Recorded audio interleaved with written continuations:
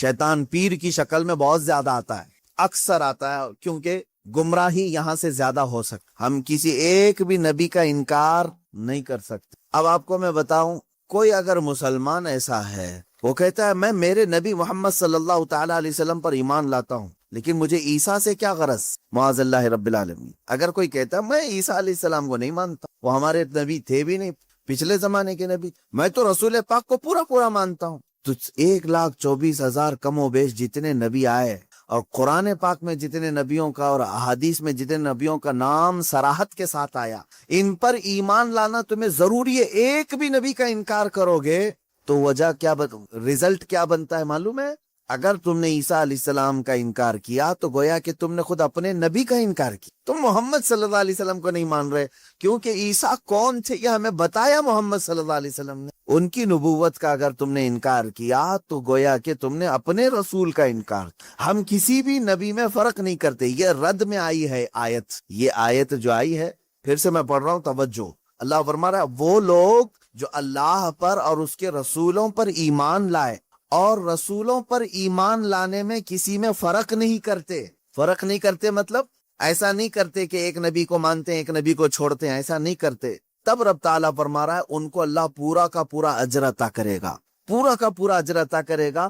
اس اجر کے مستحق اگر دنیا میں کوئی ہے تو وہ مسلمان ہے۔ عیسائی بھی نبیوں کو مانتے ہیں، یہودی بھی نبیوں کو مانتے ہیں، اور ہم بھی نبیوں کو مانتے ہیں، لیکن فرق ہے سب میں۔ یہودی جو ہے جتنے نبی آئے ان پر ایمان رکھتے ہیں، ابراہیم علیہ السلام سے لے کر موسیٰ علیہ السلام تک تقریباً نبیوں پر ان کا اتفاق ہے۔ عیسائی جو ہے کرسچن، یہ بھی تقریباً سب نبیوں کو مانتے ہیں، لیکن دونوں کے ماننے میں فرق ہے۔ یہودی بعض نبیوں کو اس طور پر مانتے ہیں کہ وہ اللہ کے نبی تھے، ہمارے مسیحا تھے، لیکن بعض نبیوں کے بارے میں وہ بہت گمراہی کے عقیدے رکھتے، جیسے حضرت اسحاق علیہ السلام کے متعلق، بلکہ حضرت ابراہیم علیہ السلام پر ہی انہوں نے زنا کی تہمت لگائی۔ اسحاق علیہ السلام کے متعلق یہ ہے کہ وہ اللہ سے لڑ لیتے تھے، کبھی وہ اللہ کو گراتے تھے، کبھی اللہ ان کو گراتا تھا، معاذ اللہ۔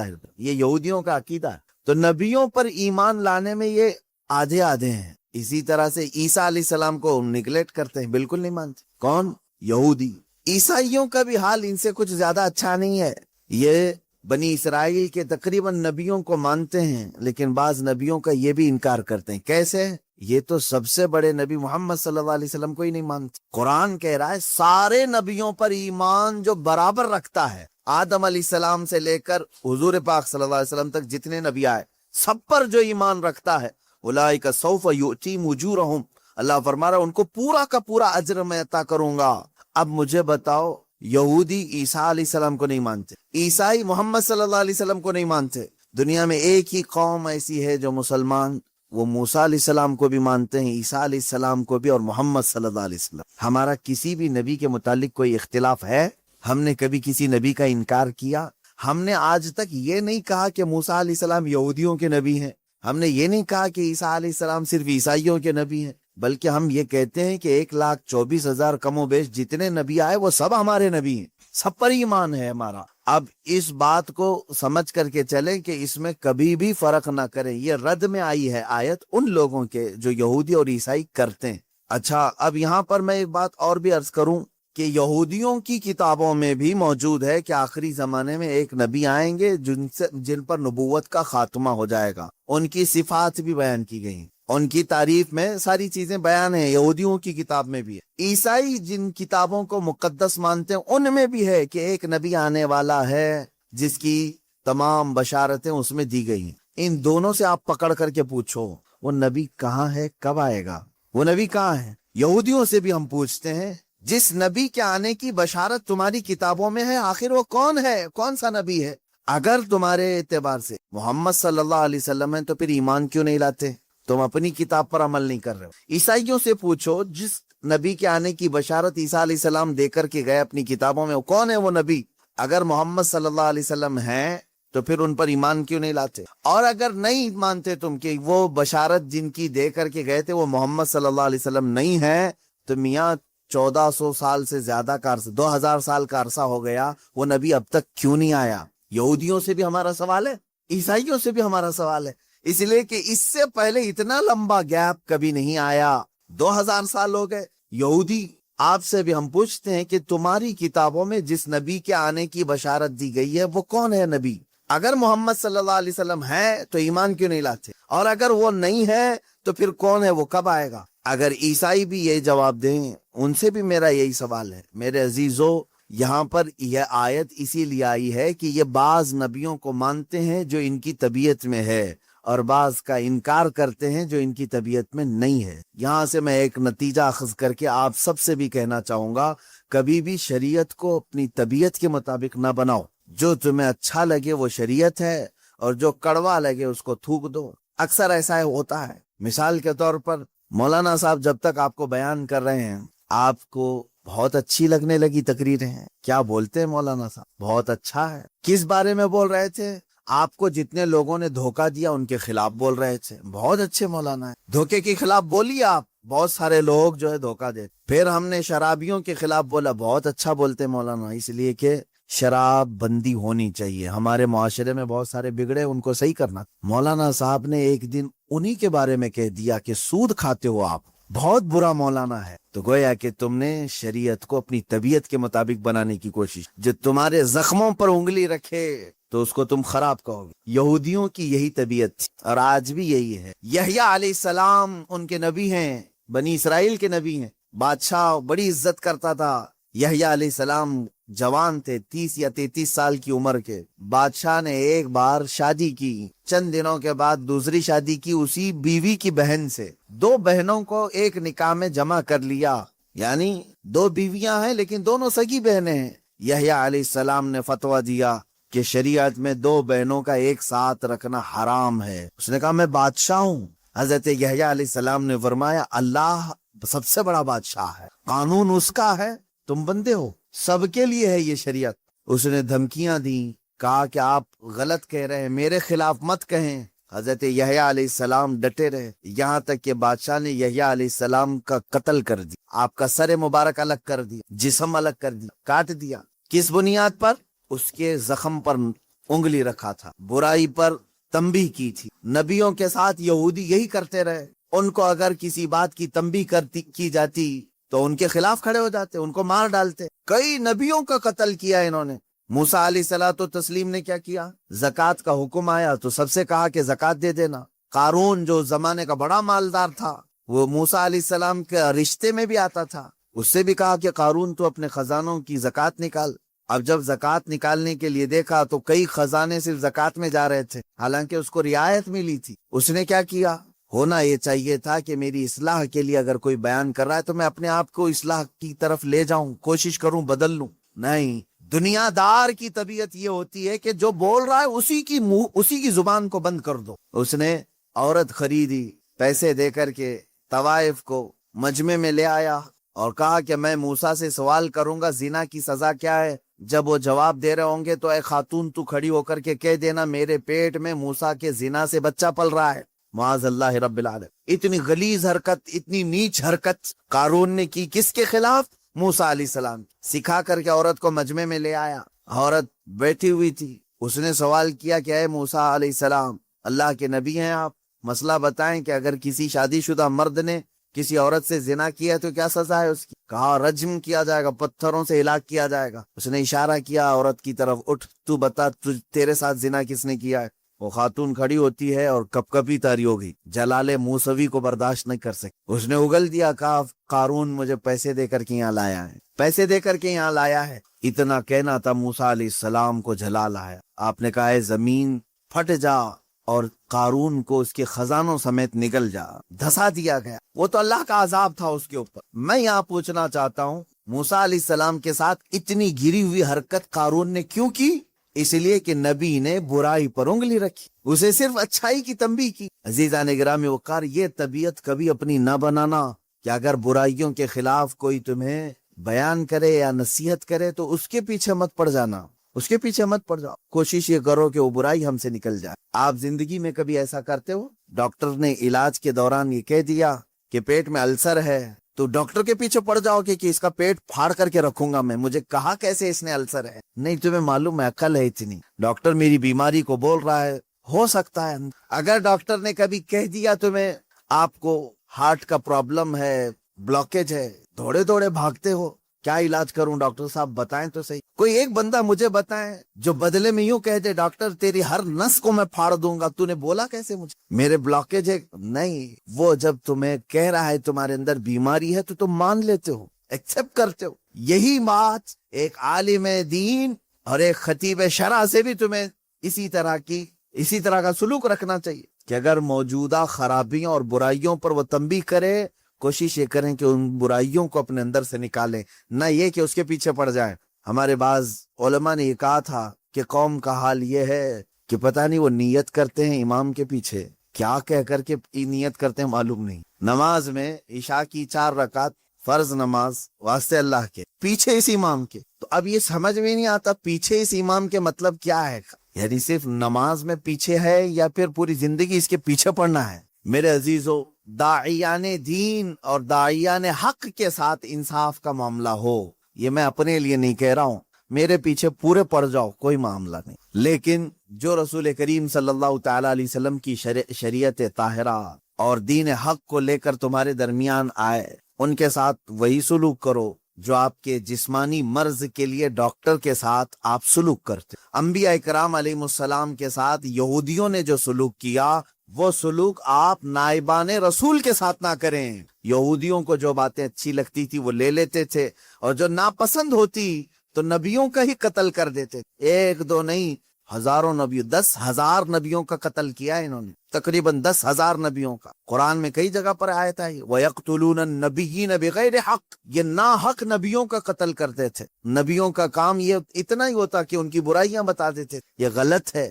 تو یہاں آج امت کو بھی میرا یہی پیغام ہوگا کہ اگر تمہاری برائیاں کوئی بتائے تو یہودیوں کی طرح ان کے جان کے پیچھے نہ پڑ جاؤ, بلکہ ان برائیوں کے خاتمے کے لیے مل بیٹھ کر کے لائے عمل تیار کریں. اب آگے کی آیت میں پڑھتا ہوں, اللہ تعالیٰ فرماتا ہے اے رسول, یہ اہل کتاب آپ سے کہیں گے, آپ سے سوال کرتے ہیں کس چیز کا, ان تنزل علیہم کتابا من السماء, کہ آسمان سے ہم پر کوئی کتاب اتار کر کے دکھاؤ, آسمان سے ہم پر کوئی کتاب اتار کر کے دکھاؤ.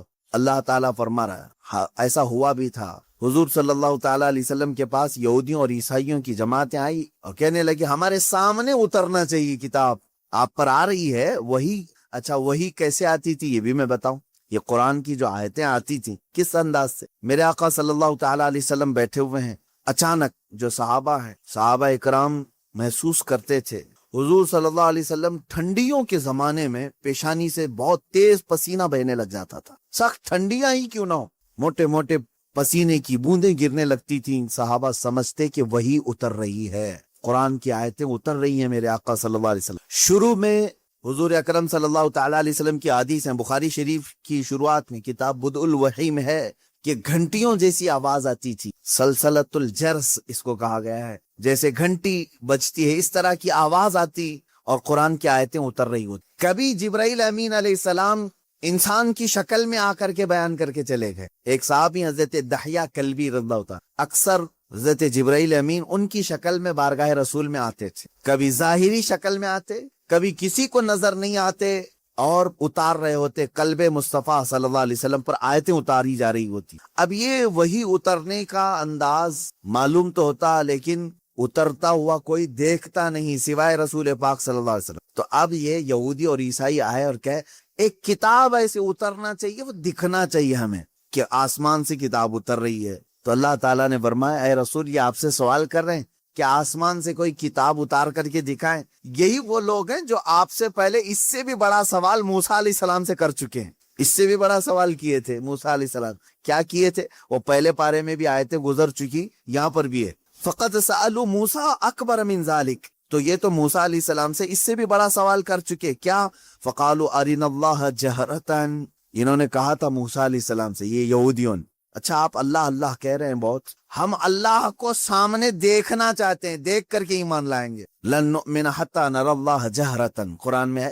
وہ ضد کر کے بیٹھے ہم اس وقت تک ایمان نہیں لائیں گے جب تک اللہ ہم کو دکھے گا نہیں. میرے عزیزو یہ بڑا سوال موسیٰ علیہ السلام سے کیا تھا انہوں نے, موسیٰ علیہ السلام سے. تو ہوا کیا ان کے ساتھ, اللہ فرماتا فأخذتهم الصاعقة بظلمهم, اس طرح کا سوال کرنے پر اچانک ایک بجلی چمکی اور اللہ تبارک و تعالیٰ نے ان پر آسمان کو نیچے کر دیا، اتنا کہ اب گرے گا تب گرے گا۔ خوف کے مارے وہ پورے دہل گئے۔ سوال کیا کیا تھا؟ ہم ایمان نہیں لائیں گے جب تک اللہ ہم کو سامنے نہیں دکھے گا۔ تو اللہ تعالیٰ نے بجلیاں بھیجی، کڑک بھیجی، بہت خطرناک قسم کی کڑک، بجلی کی چمک، اور آسمان نیچے پھٹ کر کے آ گیا، سروں پر آ گیا۔ اللہ نے روک لیا۔ اب پھر وہ ایسی ضدی قوم تھی، ان کو اوپر سے آسمان یہاں لا کر کے کھڑا کیا گیا۔ اب بولو ایمان لاتے ہو یا کیا ہے؟ تو قرآن کی آیت ہے لن نؤمن حتی نری اللہ جہرۃ فاخذتکم الصاعقۃ بظلمہم، تو ان کے بجلی نے کڑک لیا، یہ کڑک آ کر کے انہیں گھیر لی۔ تو پھر کہنے لگے نہیں ہم ایمان لاتے ہیں موسیٰ کے رب پر، ہے اللہ کوئی ہے، اب ضرورت نہیں ہے دیکھنے کی۔ اب یہاں سے سنیے میرے عزیزو، نبیوں سے ایسا سوال کیا گیا ہے تو اللہ تبارک و تعالیٰ نے بیان فرمایا۔ مجھے حیرت ہوتی ہے، موسیٰ علیہ السلام کی قوم نے ان سے کہا تھا ہم ایمان نہیں لائیں گے اس وقت تک، توجہ ہے نا، ہم ایمان نہیں لائیں گے اس وقت تک جب تک کہ اللہ کو آنکھوں سے دیکھ نہیں لیں گے۔ موسیٰ علیہ السلام ولی تھے یا نبی تھے؟ نبی تھے، سب کو معلوم ہے۔ نبی کا درجہ بڑا ہے یا ولی کا درجہ؟ نبی کا۔ نبی کو معجزہ بھی ملا ہے، طاقت بھی ملی ہے، اور ان کی شان محبوبی بھی ہے، اللہ ان کی باتوں کو رد نہیں کرتا۔ موسیٰ علیہ السلام سے جب ان کی قوم نے سوال کیا تو دکھوا دینا چاہیے تھا نا، ٹھیک ہے چلو میں اللہ دکھا دیتا ہوں تم ایمان لے آؤ، نہیں دکھائے۔ موسیٰ علیہ السلام اپنی قوم کو اللہ نہیں دکھوائے، وجہ یہ ہے کہ وہ خود بھی نہیں دیکھے، وہ خود بھی انہوں نے نہیں دیکھا تھا۔ اب میں آپ سے یہ کہنا چاہتا ہوں، اتنے سالوں گزر جانے کے بعد للو پچو پیر صاحب آئے اور وہ مریدوں سے کہتے ہیں ہم اس وقت تک تمہیں بیعت میں نہیں شامل کریں گے جب تک اللہ تمہیں دکھا نہیں دیں گے۔ مرید بھی گھومتے ہوئے کہہ رہا ہے کہ ہمارے پیر صاحب تو اللہ دکھاتے ہیں پھر بیعت کرتے ہیں۔ کون سا پیر ہے وہ جو اتوار کے بعد آتا ہے یا منگل سے پہلے آتا ہے، یا پھر مرشد جسے کہا جاتا ہے ہدایت دینے والا؟ عزیزان گرامی وقار، قرآن پڑھو، اس طرح کی ایسی باتیں نہ مارو، ہواؤں میں نہ پھینکو۔ وہ مریدین بھی ویسی ہیں، پیر بھی ویسا ہی ہے۔ اس نے کیا دکھایا، انہوں نے کیا دیکھا پتہ ہی نہیں۔ میں نے سنا ہے کہ کوئی پیر صاحب ہیں وہ بھیجے میں اللہ دکھاتے ہیں، بکرا کاٹتے ہیں، بکرے کا سر پھوڑ کر کے اس کا بھیجا نکال کر کے اس میں رکھتے ہیں، واللہ عالم۔ یہ بھیجے کا تصور کہاں سے آیا یہ بھی نہیں معلوم کہ میاں جب دکھانا ہی ہے تو بھیجے میں ہی کیوں، انڈے میں کیوں نہیں دکھتا، گردے کلیجے میں کیوں نہیں دکھواتے؟ میرے خیال سے ایسا ہو سکتا ہے کہ پیر صاحب کو بھیجا پسند ہوگا، جتنے مرید دیکھیں گے اتنے بھیجے آئیں گے۔ کیا تماشا ہے، دین کو تماشا بنا کر رکھا ہے۔ اے غیور مسلمانوں، اپنی عقل کا استعمال کرو۔ یا قرآن تو یہ کہہ رہا ہے کہ موسیٰ علیہ السلام سے ان کی قوم نے کہا تھا، ایک جگہ نہیں، یہ آیت 2 جگہ آئی ہے، 2 جگہ پڑھ کر کے دیکھ لو۔ ان کی قوم نے کہا تھا ہم جب تک اللہ کو نہیں دیکھ لیں گے جب تک آپ پر ایمان نہیں لے آئیں گے۔ موسیٰ علیہ السلام نبی ہو کر کے اپنی قوم کو نہیں دکھائے، نہیں، اللہ دیکھنے والی چیز ہے ہی نہیں۔ قرآن کہتا ہے لا تدرکہ الابصار وہو یدرک الابصار، کوئی آنکھ نہیں ہے جو اس کو گھیر میں لے لے۔ اگر کسی آنکھ میں آ گیا تو وہ خدا نہیں، خدا وہ ہے جو کسی کے آنکھ میں سما نہیں سکتا۔ ہاں، وہ اللہ رب العزت ہے جو ساری نگاہوں پر حاوی ہے، پوری دنیا کو وہ دیکھ رہا ہے، لیکن اسے دیکھنے والی آنکھ نہیں۔ رسول کریم صلی اللہ تعالی علیہ وسلم اس سے مستثنا ہیں۔ صرف اللہ رب العزت نے میرے نبی صلی اللہ تعالی علیہ وسلم کو اپنا دیدار کرایا، یہ ایکسیپشن ہے، یہ ایکسیپشن ہے۔ وہ زندگی میں ایک مرتبہ حضور اکرم صلی اللہ علیہ وسلم کے ساتھ وہ بیداری کے عالم میں، لیکن یہاں پر بھی ہم یہی کہیں گے میرے عزیزو، جس وقت اللہ تعالیٰ کو اپنا دیدار کرانا تھا اپنے نبی کو، اس رات خصوصی طاقت ان کی آنکھوں میں ڈالی تب دیدار کرایا، خصوصی طاقت و قوت دی تب دیدار کرایا۔ ورنہ تو بہت سارے صحابہ بھی اختلاف کرتے ہیں اس بات پر۔ صحابہ کی 2 جماعتیں، بعض صحابہ کا تو یہ کہنا ہے کہ نہیں، رسول کریم صلی اللہ تعالی علیہ وسلم نے اپنی آنکھوں سے نہیں دیکھا، دل کی آنکھوں سے دیکھا، یہ ماتھے کی آنکھوں سے نہیں دیکھا، اس لیے کہ قرآن کہتا ہے کوئی آنکھوں سے دیکھ ہی نہیں سکتی۔ اس میں حضرت عائشہ صدیقہ بھی ہیں، حضرت عائشہ صدیقہ بھی فرماتی ہیں، لیکن حضرت انس رضی اللہ تعالیٰ عنہ جو صحابی رسول ہیں، انہی کے مسلک پر ہم بھی ہیں۔ سب صحابہ اپنی جگہ پر حق پر ہیں، ہم ان کے مخالفین میں سے نہیں ہیں، لیکن انہوں نے اپنا اجتہاد کیا۔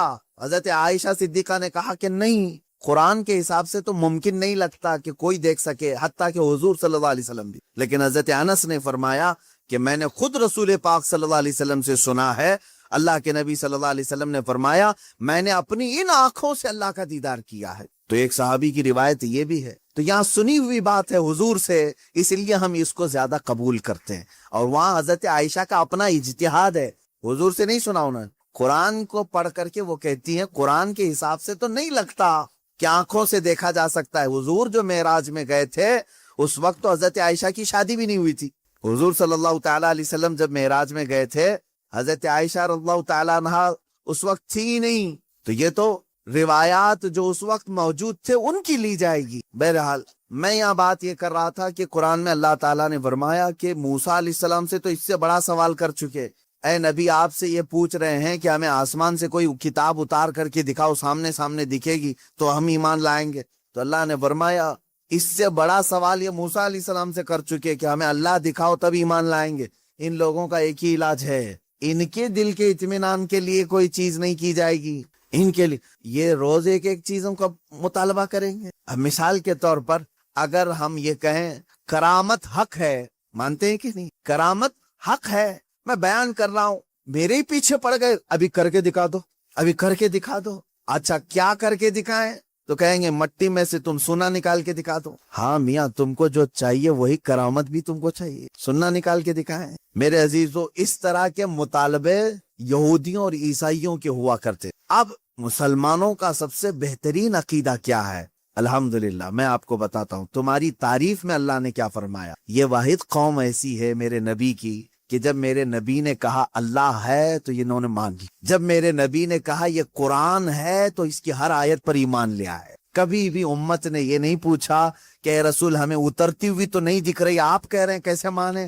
نہیں، مسلمان قوم وہ ہے جنہوں نے کہا میرے نبی نے کہہ دیا تو ہو گیا. حتیٰ کہ حضور نے آ کر کے کہہ دیا کل کی رات میں سفر پر تھا، صحابہ نے ایمان قبول کر لیا، آمنا و صدقنا. اسی لیے قرآن جو شروع ہوتا ہے، سورہ بقرہ میں آپ پڑھیں گے، شروع کی آیتوں میں اللہ نے تعریف میں فرمایا ہدی للمتقین الذین یؤمنون بالغیب. اللہ فرماتا ہے یہ کتاب ہم نے اتارا ہی ہے ان لوگوں کے لیے جو غیب پر ایمان رکھتے ہیں. یہ کتاب ہدایت ہے ان لوگوں کے لیے جو غیب پر ایمان رکھتے ہیں. آج تک مجھے بتاؤ، برسوں سے آپ نماز پڑھنے کے لیے آ رہے ہیں، مسجد میں آ رہے ہیں، کبھی آپ نے امام صاحب سے جا کر کے پکڑ کے پوچھا کہ امام صاحب آپ اللہ اکبر کہہ کر کے جھکاتے ہیں سجدے میں، کبھی یہ تو بتاؤ ہے کہاں اللہ؟ دکھتا کیوں نہیں ہے مسجد میں؟ کبھی پوچھا آپ نے؟ نہیں. یہ مسلمان کی شان ہے. ہر مسلمان کے دل میں اللہ رب العزت کی محبت بسی ہوئی ہے. اسے معلوم ہے ایک ذات ہے، میری دیکھنے کی اوقات نہیں. جب وہ وقت آئے گا مولا حجابات ہٹائے گا اور اپنا دیدار کرائے گا. کیونکہ جنت میں جانے کے بعد مسلمان کو سب سے بڑا انعام کیا دیا جائے گا؟ سیب، انار، انگور، حوریں، غلمان، نہریں. سب سے بڑا انعام مسلمان کے لیے ہوگا کہ اسے سارے حجابات ہٹا کر کے اللہ کا دیدار کرائے. اس سے بڑا انعام کچھ ہوگا؟ پوری زندگی جس کے لیے وہ عبادت کرتا رہا وہ رحمان اسے دکھایا جائے. بلکہ قرآن کہتا ہے وجوہ یومئذ ناظرہ الی ربہا ناظرہ.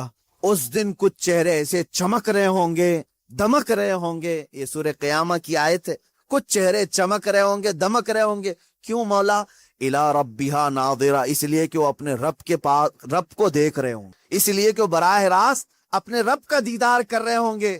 ادھر رب کو دیکھ رہے ہوں گے اور چہرے چمک رہے ہوں. وہ وقت آئے گا جب تمہیں دیدار کرایا جائے گا. لیکن دنیا میں اس طرح کا مطالبہ کرنا بیجا ہے، نہیں کرنا چاہیے. اللہ رب العزت نے جس چیز کو منع کر دیا اس چیز کا سوال نہیں ہوگا. کیونکہ موسیٰ علیہ السلام کو جب اللہ نے کہہ دیا لن ترانی، تم مجھے نہیں دیکھ سکتے، تو یہاں کون سا مرید 30 مار کھا ہے جو موسیٰ علیہ السلام سے اوپر بننے کی کوشش کرتا ہو؟ ان سے بھی بڑا ہے کوئی جو اپنے پیر صاحب سے جا کر کے کہے کہ آپ مجھے اللہ دکھوائیے اس کے بعد بیعت کرتا ہوں. ارے موسیٰ علیہ السلام کو کوئی طور پر نہیں دکھایا اللہ نے اور تمہیں جھوپڑ پٹی میں دکھائے.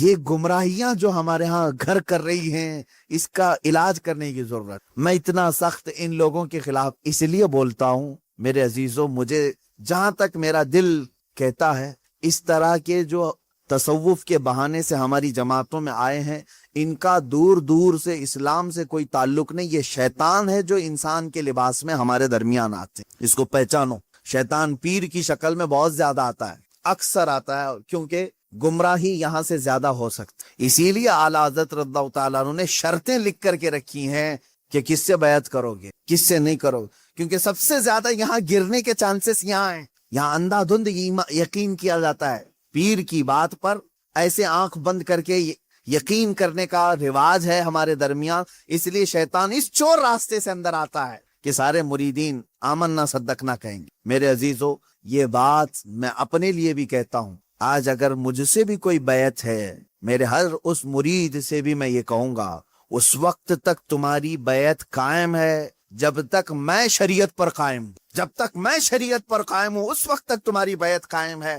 اگر مجھے شریعت سے ذرا برابر ہٹا دیکھا، میری بیعت توڑ دو، بلکہ خود ٹوٹ جائے گی، خود ٹوٹ جائے گی. میں پیر ہی نہیں ہوں، میں پیر ہوں، پیر نہیں کہلاؤں گا، پیر. یہ بات اس لیے عرض کر رہا ہوں کہ شریعت کے ترازو میں ہر ایک کو تولو. میں دوسروں کے متعلق نہیں کہہ رہا، مجھے خود تولو. جو مجھ سے بیعت ہوا ہے اس مرید سے بھی میں کہوں گا کہ شریعت کے دائرے، یہ نہیں کہ میرے پیر نے کہہ دیا آنکھ بند کر کے، جیسے آج کے لٹو مرید ہیں کچھ، پیر صاحب نے کہہ دیا نہیں ہونا ہی ہے انہیں. نہیں، پہلے پرکھو اس کو کہ پیر نے اگر حکم دیا ہے تو رسول پاک کی شریعت کے مطابق دیا کہ نہیں. مفتی اعظم ہند رضی اللہ تعالیٰ عنہ اپنے ایک مرید کو ٹکٹ لانے کے لیے بھیجے، اور وہ ظہر کی نماز قضا کر گیا. عصر کے ٹائم پر پہنچا تو سب سے پہلے مرید سے یہ پوچھا کہ ظہر پڑھی تھی کہ نہیں پڑھی تھی، ظہر تھی یا جمعہ کی. اس نے کہا لائن میں لگا تھا، چھوڑ کے جاتا تو پھر لائن ٹوٹ جاتی اور ٹکٹ بھی نہیں ملتا، آپ کا چھوٹ گئی. تو آپ نے جلال کا اظہار کیا، ٹکٹ پھینک دیا. یہ پیر و مرشد ہے. اور مرید سے یہ کہا تو نے اتنا بڑا گناہ کیا کہ میری فرما برداری کرنے کی غرض سے اللہ کی نافرمانی کر گیا. یہ ہوتا ہے پیر. ہمیشہ یہ یاد رکھنا کہ پیر کی حکم بجاوری کے غرض سے کہیں ایسا نہ ہو جائے کہ اللہ کی نافرمانی ہو جائے. نمبر 1 سب سے پہلا ہمیں جو پرائیورٹی دینی ہے وہ رب ذوالجلال کی ذات. حتیٰ کہ میں نے ایک روایت یہ بھی سنی، بڑے بزرگ عالم دین ہیں، میرے والد گرامی خود سرکار مفتی اعظم ہند سے بیعت فرماتے ہیں. ایک بار آپ تشریف لائے تھے ایک مدرسے میں، نماز پڑھ رہے تھے ظہر کی، گرمیوں کے دن تھے. علامہ صاحب نے بھی اس کو بیان کیا ہے. فرماتے ہیں کہ پیچھے وہ پنکھا لے کر کے جل رہے تھے، گرمی ہو رہی ہے، نماز پڑھ رہے تھے. مفتی اعظم ہند رحمۃ اللہ تعالی، میں سچے پیروں کی بات کر رہا ہوں، میرے سے سلام پھیر کر کے اس کا پنکھا کھینچا اور پھینک دیا اور کہا کیا کر رہے ہو؟ کہا حضور گرمی سے پسینے میں آپ شرابور ہیں، میں ہوا کر رہا تھا. تو آپ نے کیا فرمایا جانتے ہیں؟ کہتے ہیں میں خود اللہ کی عبادت میں تھا. اللہ بادشاہ اعظم ہے اور اس کی عبادت کرنے کے وقت بندہ غلام ہے. کیا یہ کسی غلام کے لیے لائق ہو سکتا ہے کہ غلام کی بھی خدمت کی جا رہی ہو؟ جب وہ بادشاہ کی عبادت میں لگا ہو تو غلام کی خدمت ہونی چاہیے. یہ فرسٹ پرائیورٹی اللہ رب العزت کی ذات کو دینے کا تصور ہم نے سچے پیروں سے سیکھا ہے. یہ نہیں کہ نماز چھوڑو، پیر کی عبادت میں لگا ہے، سب جنت دلا دے گا. کہاں کی جنت دلائے گا؟ کون سی جنت دلائے گا؟ بہت سارے پیروں نے اپنے مریدوں کی نمازوں کو برباد کر رکھا ہے. کہا نہیں تمہیں کیا ضرورت ہے، میں سب بخشوا دوں گا، سب بخشوا دوں گا. جو پیر ایسا کہتا ہے اسے قبرستان لے کر کے جاؤ، جو بھی مرید مرے اس کے ساتھ دفن کرو، بٹھاؤ اس کے ساتھ. منکر نکیر آنے والے، پیر صاحب بیٹھو یہاں پر، جب تک پورا حل نہیں ہوگا اٹھ کر کے نہیں جانا. دیکھتے ہیں تمہیں یہ قبرستان تک نہیں جا سکیں گے. حشر کے معاملات بہت سخت ہیں. جہاں نوح علیہ السلام ڈر رہے ہیں، موسیٰ علیہ السلام ڈر رہے ہیں قیامت کے دن، پیر صاحب کہتے ہیں میں بخشوا دوں گا. انبیاء کرام کا حال یہ ہے. حضرت موسیٰ علیہ السلام کے متعلق روایت ہے حدیث پاک میں، پوری قوم ان کے پاس جائے گی اور کہے گی سفارش کریں، تو کیا کہتے ہیں جانتے ہیں؟ اے لوگوں، دنیا میں مجھ سے ایک عمل ہو گیا تھا، ایک فرعونی کو میں نے گھونسا مارا تھا، وہ مر گیا تھا. قرآن میں اس کا ذکر ہے. ایک فرعونی وہ لڑ رہا تھا کس کے ساتھ؟ موسیٰ علیہ السلام کے خاندان والے ایک آدمی کے ساتھ. تو ان کے خاندان والے آدمی نے مدد کے لیے پکارا، آپ گئے، اس کو گھونسا مار دیا، وہ مر گیا. دوسرے دن پتا چلا کہ ان کے خاندان والا جو آدمی تھا وہ خود غلطی پر تھا، وہ آدمی نہیں جس کو موسیٰ علیہ السلام نے مارا، وہ غلطی پہ نہیں تھا، یہی غلطی پر تھا، اسی نے مدد کے لیے بلایا، اسی نے مروا دیا. موسیٰ علیہ السلام کو اس عمل پر بڑی پشیمانی ہوئی اور قرآن پاک میں اس کا ذکر ہے. موسیٰ علیہ السلام نے رو رو کر کے توبہ کیا، استغفار کیا کہ میرے ہاتھ سے ایک آدمی مر گیا. اب حدیث میں سنتے ہیں آپ، قیامت کے دن جب پوری مخلوق موسیٰ علیہ السلام کے پاس شفاعت کے لیے جائے گی تو وہ کہتے ہیں زندگی میں میرے سے ایک عمل ایسا ہو گیا تھا، میرے گھونسے سے ایک ناحق آدمی مر گیا تھا، آج مجھے ڈر ہے کہ اللہ کہیں مجھے وہ سوال نہ کر لے. کون کہہ رہا ہے؟ موسیٰ علیہ السلام. تم مجھے سفارش کی بات کر رہے ہو, مجھے خود میرے متعلق ڈر لگ رہا ہے کہ میرا وہ عمل مجھ سے پوچھ نہ لیا جائے, میں کہاں سب کی سفارش کروں گا. اور یہاں صبح سے شام تک عورتوں کی بھیڑ میں بیٹھا ہوا پیر, وہ کہتا ہے میں سب کی بخشش کروا دوں گا. عورتوں, ہاں مرید کرنا جائز ہے عورتوں کے لیے, لیکن مصافحہ, بدن دبانا, مالش کروانا, یہ چیز ہرگز شریعت کی اجازت نہیں دی جاتی. ایسے سارے لوگوں کی میں تردید کرتا رہوں گا, اس لیے کہ اپنی قوم پہچانے. تم اپنے جسم کے علاج کے لیے جو ڈاکٹر ڈھونڈتے ہو, اچھے سے اچھا ڈاکٹر ڈھونڈتے ہو, MBBS چاہیے, MD چاہیے, اور اپنی روح کے علاج کے لیے جھولا چھاپ جس کی کوئی شریعت میں علم بھی نہیں, ایسے پیر کو ڈھونڈ لیتے ہو جو تمہاری طبیعت اور تمہارے روح کا علاج کرے گا. وہ